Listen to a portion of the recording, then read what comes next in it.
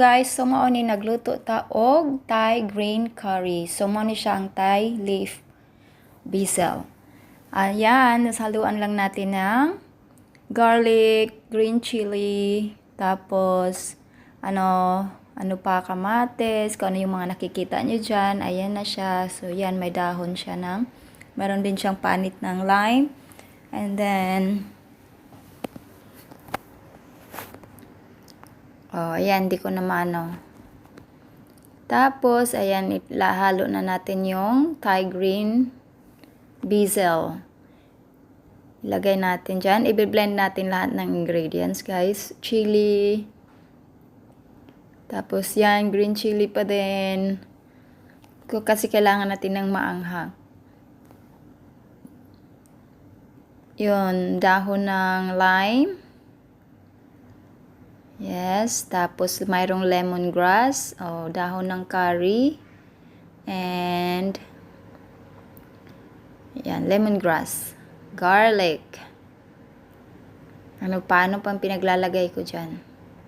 Yung shallots, para mabango daw. Yan, kamates.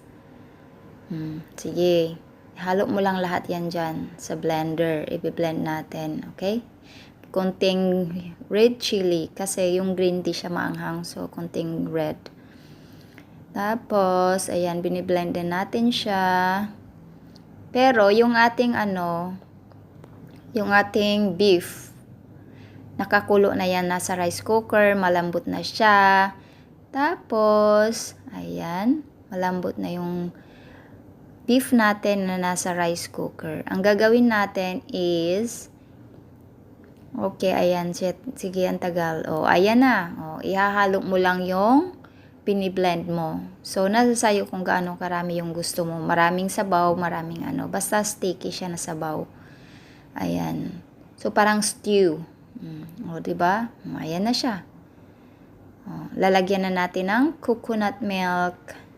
Tapos, syempre, yung pinalambot natin, meron na siyang asin, yung mga paminta, ganon. Ayan, see?